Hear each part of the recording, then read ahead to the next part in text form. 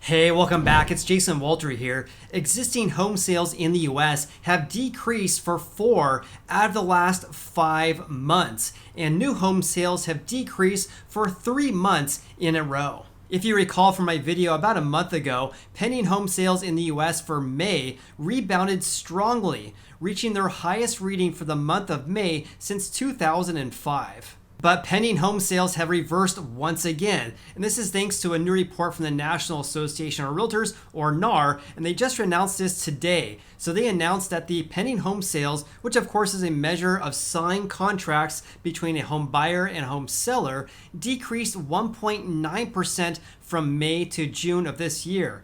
Year over year, signings also slipped by 1.9%. On a regional level, contract activity was split from both a year-over-year and month-over-month perspective. The Northeast recorded the only yearly gains in June. To give you my honest opinion, it would be very easy for me to make a doom and gloom video because pending home sales decreased in June, right? But when you actually look at this data, which I imagine a lot of people do not do, when you actually look at the data, pending home sales have been absolutely all over the place this year. Now, don't get me wrong, I'm not saying that the housing market has not slowed down, but have a look at this. This is from the National Association of Realtors for their pending home sale index over the past year. So from January to February of this year, pending home sales decreased. Then it increased in March, then it fell in April, followed by a rise in May, and now it fell again in June to a level of 112.8. Additionally, June's pending home sale index of 112.8 is still higher than the average over the past several years. So the index was around 105 in both 2018 and 2019, and in 2020 it was 111. So the current reading of 112.8 is still higher than the average over the past several years. So let's be very careful when we're reading other articles and watching other YouTube videos because there's so many factors that affect our housing market, right? And short-term trends don't necessarily translate into long-term ones. However, and this is probably the word I use probably most often, the seesawing of the pending home sales going up and down this year is really not indicative to me of a housing market that's still skyrocketing. And stay tuned on the channel for that because I plan to post a more or less a summary of the long-term trends that I'm personally seeing, and I'll post that video in about a week. All right, so going back to this report, so for each of the 4 major regions in the US, they vary drastically by the number of contracts signed.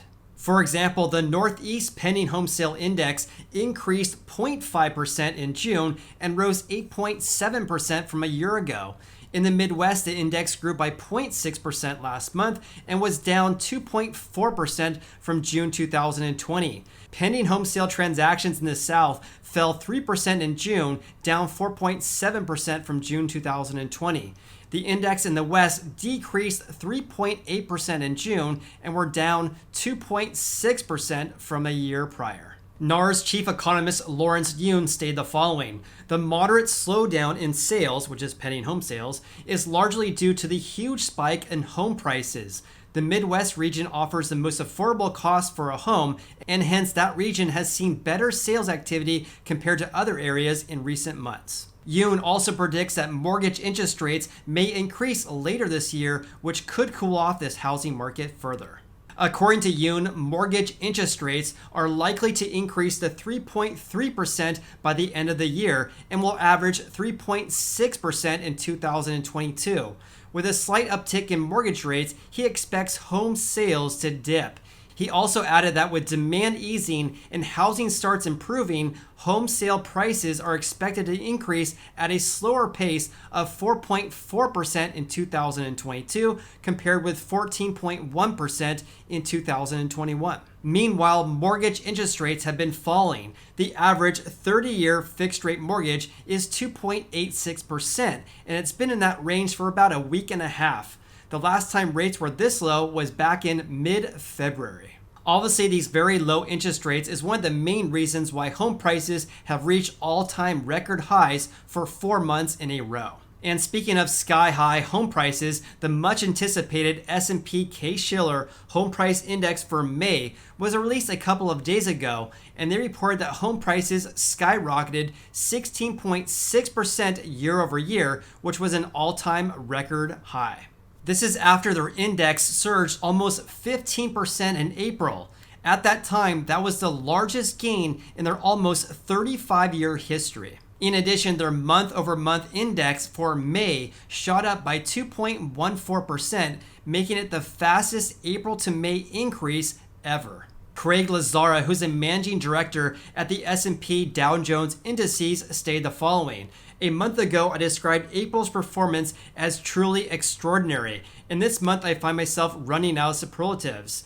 The 16.6% gain is the highest reading in more than 30 years of the S&P Corelogic Case-Shiller data. Corelogic breaks down their index for both a 10 and 20 city index. And here are the cities that experienced the largest price appreciation, and here are the ones that experienced the lowest. Phoenix, San Diego, and Seattle reported the highest year-over-year gains in May. So Phoenix led the way with a 25.9% year-over-year price increase, followed by San Diego with a 24.7% increase, and Seattle with a 23% increase.